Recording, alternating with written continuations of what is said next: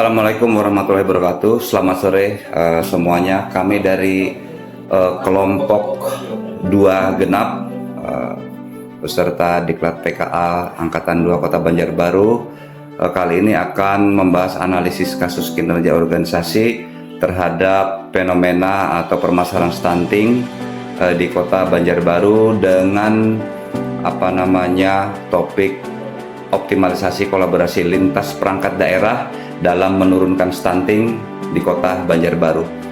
Untuk kelompok 2 genap ini ada Bapak Supardi dari Perkim, kemudian ada Ibu Sela dari BPKAD, Ibu Pepi dari Baperida, dan Ibu Rosi dari Disdak Industri. Saya sendiri Dr. Budi sebagai Ketua Kelompok dari Dinas Kesehatan Kota Banjarbaru akan menyampaikan pemikiran-pemikiran kami untuk menyikapi tren stunting ini yang menjadi permasalahan umum di Indonesia dan khususnya di setiap kabupaten kota. Terima kasih. Silakan dari Dinas Kesehatan untuk menyampaikan berkaitan dengan stunting di Kota Banjarbaru. Baik, stunting memang permasalahan nasional di mana leading sektornya ada di Baperida di setiap kabupaten kota, karena ini adalah masalah yang sebenarnya harus mempersiapkan cetakan manusia agar lahir sehat. Artinya sudah dimulai sejak seorang ibu memiliki remaja putri di usia SMP atau SMA. Nah, untuk mau melaksanakan itu, maka pemerintah itu membuat pedoman berupa ada 8 aksi konvergensi dan ada intervensi di 5 klaster. Jadi 8 aksi konvergensi ini, yang pertama itu kita menganalisis situasi, kemudian aksi kedua itu kita menyusun rencana kegiatan, kemudian yang ketiga merembukkan stunting ini antar sektor terkait. Aksi keempat ini kita tuangkan ke dalam peraturan kepala daerah supaya punya landasan untuk belanja dan seterusnya. Kemudian yang kelima ini pembinaan KPM, kader pembangunan manusia. Aksi 6 itu sistem manajemen data. Aksi 7 pengukuran dan publikasi data stunting, dan aksi 8 adalah review kinerja tahunan. Untuk intervensi klaster, di sini kita melibatkan SKPD terkait. Jadi klaster pertama itu intervensi spesifik kesehatan, itu bobotnya 30% pada ibu hamil. Di sini yang terlibat adalah Dinas Kesehatan, Puskesmas, dan rumah sakit. Kemudian intervensi spesifik kesehatan 30% yang kedua itu masuk ke balita. Kemudian dinas yang terkait adalah kesehatan, puskesmas, dan kader. Intervensi di klaster selanjutnya ketiga adalah intervensi yang sensitif, non kesehatan, itu sebesar 70%. Jadi kita memahami bahwa stunting ini bukan di kesehatan sebenarnya, non kesehatan 70%. Di sini penyediaan air bersih, sanitasi, pembangunan sarana air, dan fasilitas jamban sehat dan stok BABS. Jadi di sini dari sektor kesehatan berperan penting untuk mempersiapkan ibu untuk mempersiapkan remaja putrinya untuk mengerti bagaimana menjaga kesehatan reproduksi, sehingga nanti saatnya menikah memiliki anak itu tentunya diharapkan tidak memiliki resiko stunting. Jadi demikian dari Dinas Kesehatan untuk tanggapannya. Baik, terima kasih. Jadi dari data tadi pada tahun 2023 tadi sempat turun, kemudian sempat naik lagi. Jadi ternyata dari data tersebut menunjukkan bahwa upaya penurunan stunting telah menghasilkan kemajuan yang baik, namun belum mampu menjaga tren penurunan secara konsisten berkelanjutan. Nah, untuk itu kita mengidentifikasi pada kegiatan hari ini sepertinya belum optimal kolaborasi lintas perangkat daerah dalam mempertahankan tren penurunan stunting di Kota Banjarbaru. Ini tadi sudah dari Dinas Kesehatan. Selanjutnya kami minta ke Dinas Perdagangan untuk menyampaikan. Kami persilahkan. Baik, dari Dinas Perdagangan itu ada beberapa program yang terkait dengan mengatasi stunting tadi. Keluarga stunting itu rata-rata adalah keluarga-keluarga yang rentan kemiskinan, jadi mereka termasuk kemiskinan ekstrim. dan hal tersebut tentu saja memerlukan akses untuk mendapatkan bahan pokok yang murah, harusnya mereka mendapatkannya. Jadi dari sisi perdagangan, stunting juga dipengaruhi oleh akses keluarga terhadap pangan bergizi. Meskipun ketersediaan pangan di Banjarbaru itu relatif baik, fluktuasi harga pangan tertentu dapat mempengaruhi daya beli mereka, terutama bagi keluarga-keluarga yang berisiko stunting tadi. Karena itu kami ada beberapa program mengusulkan program pasar murah bersubsidi.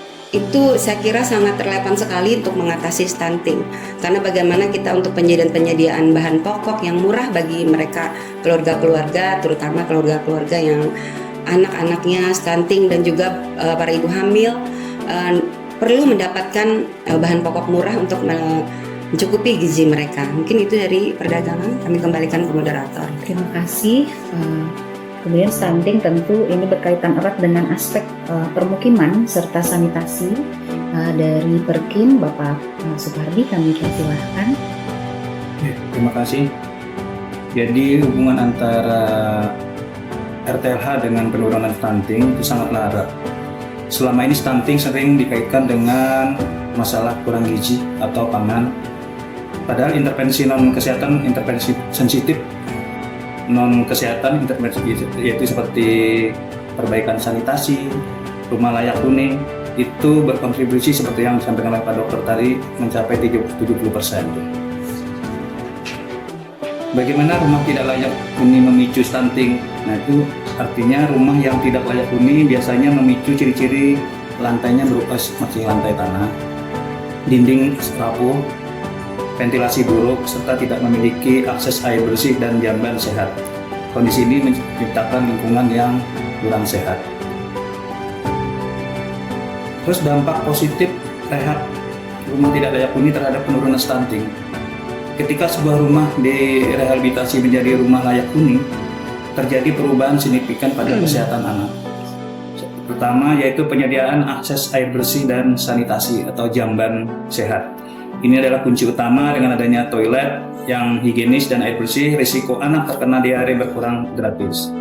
Kedua, pemasangan lantai yang aman.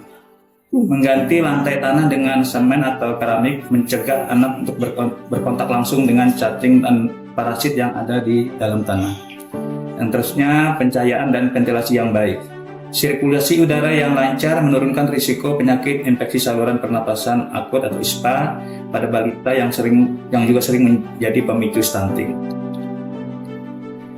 Strategi pengoptimalan program rehab RTLH untuk stunting salah satunya adalah integrasi data atau satu data stunting, di mana kita mensinkronkan dengan data balita stunting atau keluarga berisiko stunting.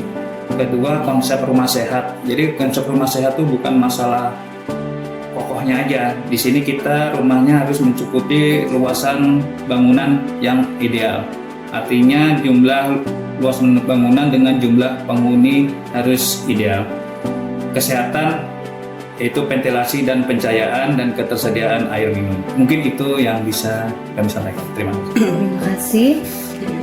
Untuk stunting sendiri programnya tentu melibatkan banyak perangkat daerah sehingga memerlukan sinkronisasi penganggaran yang baik. Nah, untuk itu pada Ibu Sela dari BPKAD silahkan disampaikan khususnya berkaitan dengan anggaran yang berbasis kinerja. Baik, terima kasih Ibu Moderator.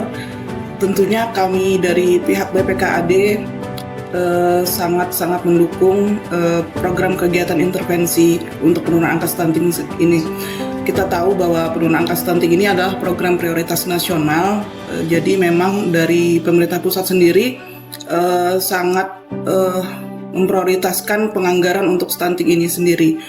Jadi di dalam SIPD penatausahaan atau penganggaran sendiri itu memang sudah ada penganggaran terkait dengan tema stunting. Jadi memang sudah diplot untuk anggaran-anggaran stunting itu sudah ada persentase tersendiri.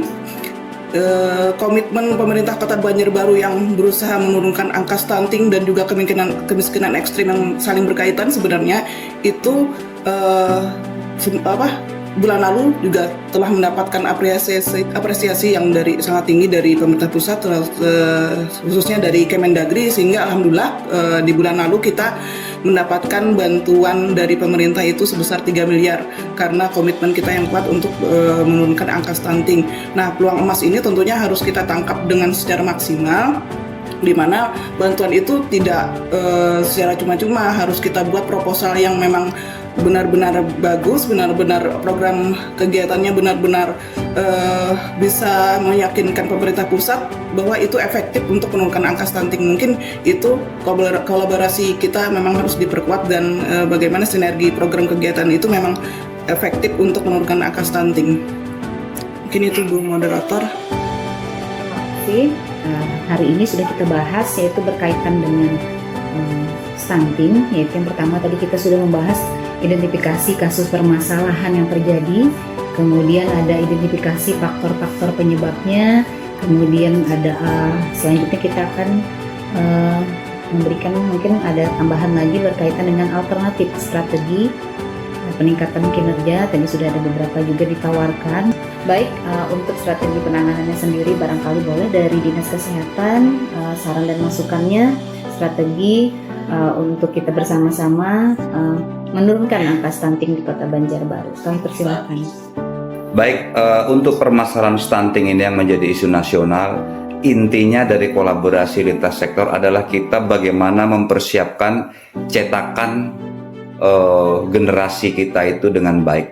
Jadi inti masalahnya bukan mengobati atau intervensi anak yang sudah stunting, tapi bagaimana nanti seorang perempuan itu bisa melahirkan anak dengan resiko stunting serendah mungkin. Jadi intervensinya adalah mulai dari anak remaja melalui orang tuanya, bapak dan ibunya, dan itu karena ada lintas sektor, jadi makanya ada intervensi spesifik dan sensitif. Ternyata yang sensitif ini non kesehatan porsinya jauh lebih besar. Karena apa? Kita sifatnya mempersiapkan cetakan atau mempersiapkan kelahiran generasi bangsa yang sehat dengan resiko stunting serendah mungkin, seperti itu. Baik, terima kasih Bapak dan Ibu. Stunting bukan semata-mata masalah kesehatan, melainkan masalah pembangunan daerah yang dipengaruhi oleh aspek kesehatan, kemudian ekonomi, lingkungan, pendidikan, dan tata kelola pemerintahan. Meskipun Kota Banjarbaru telah menunjukkan capaian baik dalam menurunkan prevalensi stunting, fluktuasi angka stunting pada tahun 2025 menunjukkan perlunya penguatan kolaborasi lintas perangkat daerah. Nah, ini barangkali melalui strategi Banjarbaru Hexahelix Stunting Acceleration yang mengintegrasikan peran Bapperida, Dinkes, Disdak, BPKAD, Perkim, serta para pemangku kepentingan lainnya, diharapkan penurunan stunting dapat berlangsung lebih konsisten, berkelanjutan, dan mendukung terwujudnya sumber daya manusia Banjarbaru yang sehat, cerdas, dan berdaya saing. Nah, ini tadi program-program yang diusulkan adalah yang pertama, itu ada dashboard terpadu stunting Banjarbaru, kemudian ada satu keluarga, resiko stunting satu pendamping, kemudian yang ketiga ada pasar murah bersubsidi, keempat program rumah dan sanitasi sehat, dan juga adanya budget tagging stunting. Kali itu saja kegiatan kita hari ini. Saya ucapkan terima kasih banyak atas kerjasama rekan-rekan semua. Assalamualaikum warahmatullahi wabarakatuh. Waalaikumsalam.